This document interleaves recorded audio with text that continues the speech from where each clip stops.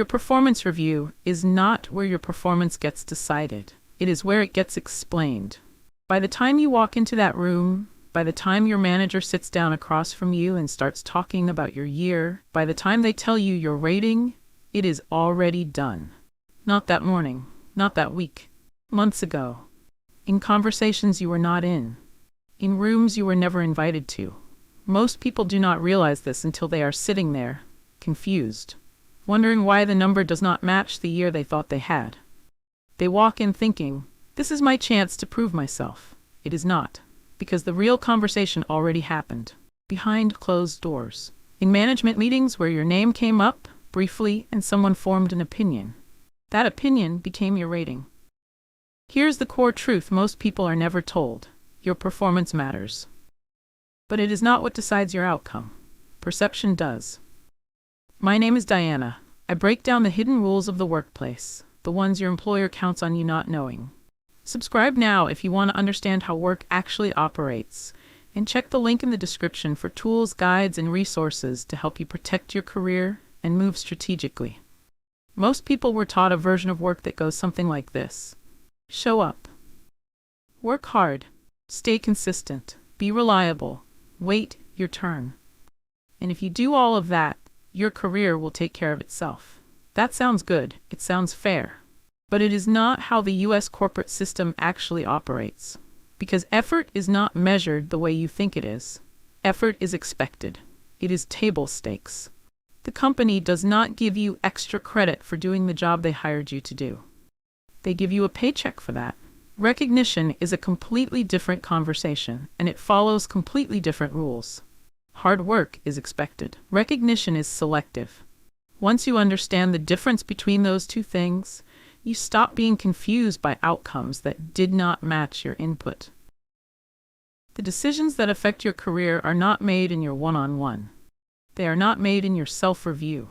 That form you spent 2 hours filling out that your manager skimmed for 4 minutes. They happen in management discussions, calibration meetings, conversations between managers where they sit in a room or a Zoom and talk about their people. They compare, they rank, they decide who stands out and who blends in. Here's the part that most employees never fully grasp. Your manager is not reviewing your entire year in detail. They are going off what they remember. What stood out, what stuck, what other people said about you in passing. A comment someone made in a leadership meeting 3 months ago. A moment where you were visible or invisible at exactly the wrong time. You are not being evaluated on everything you did. You are being evaluated on what people remember. Memory is not a performance tracker. It is a highlight reel built from impressions, proximity, and repetition. You can be consistent. You can be reliable. You can be the person who delivers every single time, quietly, dependably, without drama, and still end up with an average rating. Not because you did average work, because your work lived in the daily grind. And the daily grind is invisible. Performance lives in what you do. Perception lives in people's minds, and decisions, raises, promotions, opportunities, who gets the visible project, are made based on perception, not on a spreadsheet of your actual contributions. Performance is what you do. Perception is what they think you do. Those two things should be identical. In a fair system, they would be. But you are not in a fair system. You are in a human system. And humans do not evaluate on data. They evaluate on feeling, familiarity, and the stories they have already told themselves about you. Let me talk about something people notice but rarely say out loud. Most companies already know the raise range before the review cycle even starts. 2%, 3%, 4% if you're flagged as top tier. The budget gets set in Q3. The pool gets divided, the managers get their numbers, and then the review happens. As if your rating is being decided in real time. It is not. It does not matter that you took on extra work when someone left. It does not matter that you carried the team through a difficult quarter. It does not matter that you stayed late consistently and delivered things that were not technically in your job description. You are still landing in the range that was set before the conversation started. Because the system is not built around rewarding individual effort. It is built around managing cost. Your raise is often decided by the budget, not by what you actually did. Knowing that is not depressing. It is clarifying.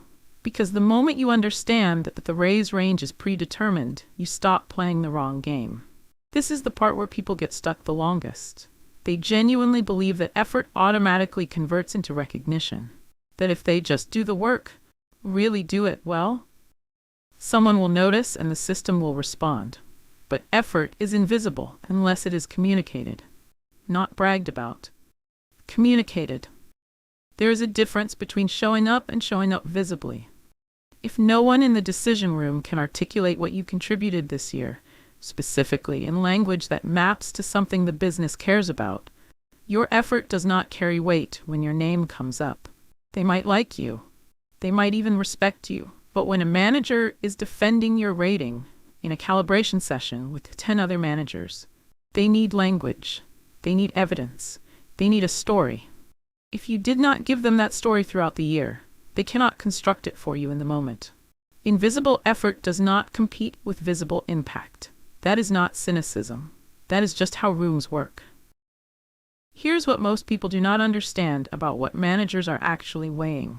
They are not just asking, who worked hardest? That question is almost never the primary question. They are asking, who feels ready for more responsibility? Who do I trust to represent the team when I am not in the room? Who is easy to work with? Specifically, who makes my life easier, not harder? Who do the other leaders speak well of when their name comes up? That last category, who do the other leaders speak well of, is one of the most significant factors in how ratings land. And it has nothing to do with how hard you worked.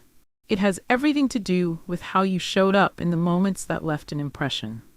Promotions are not just about output. They are about confidence and comfort. The manager has to be confident you can handle the next level. And they have to be comfortable enough with you to put their own reputation behind that decision. If they are not both, you are staying where you are, regardless of what you delivered. Now let me say something that people in HR would prefer I did not say. Not every review is neutral. Not every rating is about your work. Sometimes it is personal.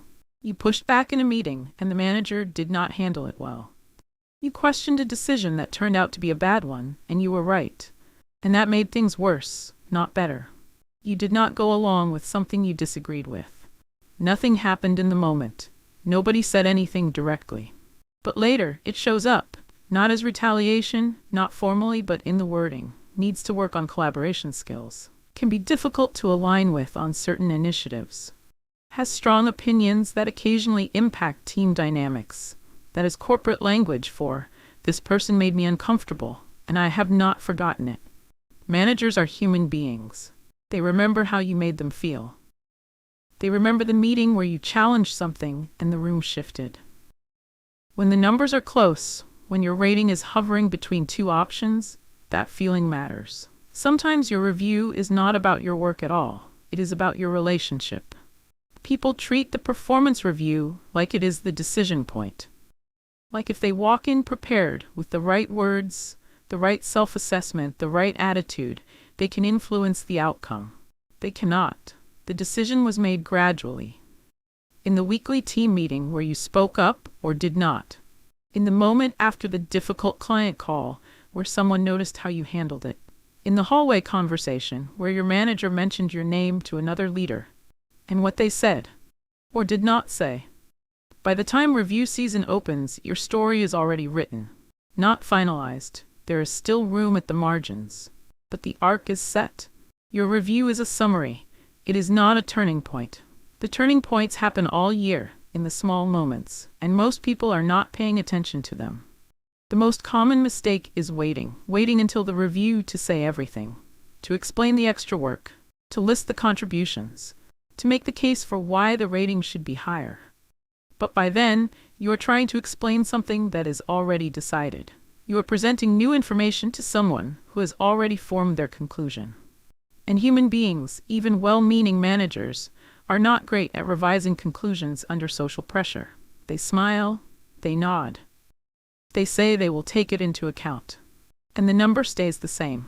You cannot fix perception at the last minute. Perception is built over time. In the quiet moments, the consistent choices, the visibility you create or fail to create, long before anyone opens a review template. Here is the mental shift that separates people who consistently get what they are worth from people who consistently wonder why they did not. They stop asking, "How do I work harder?" They start asking, "How is my work being seen?"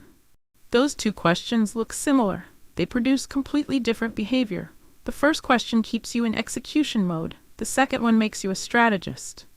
Because once you start asking how your work is being seen, you start managing visibility. You start connecting your contributions to things that matter to leadership.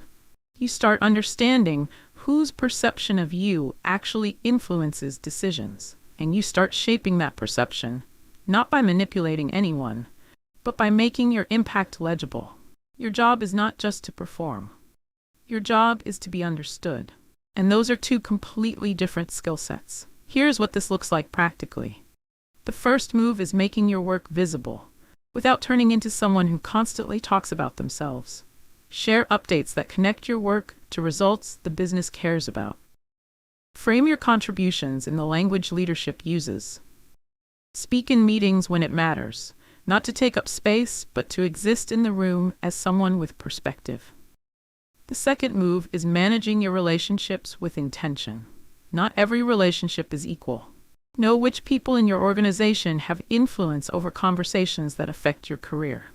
Build genuine credibility with those people, not through flattery, but through substance. Being right is not enough. Being effective is what gets remembered. The third move is understanding who actually influences decisions about you. Not just your direct manager, the peers your manager respects, the leaders 2 levels up who have formed an opinion of you based on almost nothing because they do not work with you closely. Those people matter. Get in their peripheral vision positively. The fourth move is documenting your contributions as you go. Not at the end of the year. Throughout, keep a running record of what you delivered, what the impact was, and what changed because of your involvement.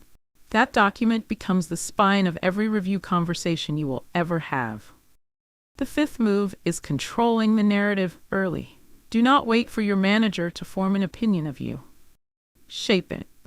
Through regular conversations about your work, through asking for feedback before the formal review requires it, through naming your contributions explicitly instead of assuming they are self-evident.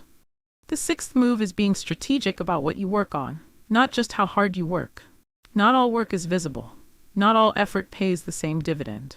Stop saying yes to everything that lands on your desk and start being intentional about the projects that will actually matter when your name comes up in a room you are not in. Effort gets you in the game. Perception decides the outcome. This does not feel fair, because most of the time it is not. The person who works harder does not always get more. The person who is most visible often does. And that gap between what you deserve and what you get is real. And it is frustrating, and pretending it does not exist is not going to help you. But here is what ignoring this costs you. Every year, you operate under the old assumption that effort alone speaks for itself. Is a year you hand the narrative over to other people, to a manager who may not fully see you, to a calibration session where your name comes up and nobody has much to say, to a system that will fill in the gaps in your story with whatever impression you left. Understanding how the system works does not make you cynical.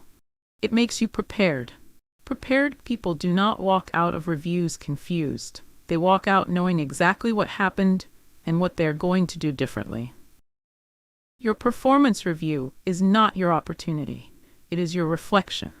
It reflects the perception that was built or not built over the 12 months before you walked in. If you want a different outcome, you have to start shaping it long before that meeting. Not in the last 2 weeks, not in the self-review forum, all year, in the small moments, in the visibility you create, in the relationships you invest in the narrative you either build or leave to chance. The people who get what they are worth are not always the best performers. They are the people who understood the game and played it with intention. Subscribe if this changed how you see performance reviews. Drop a comment below if you have ever walked out of a review feeling like the number did not match your year. I want to hear it. Share this with someone who is working hard but not moving forward. They need this. Check the link in the description for tools and resources built specifically to help you manage your career strategically, not just your performance. I am Diana. I will see you in the next one.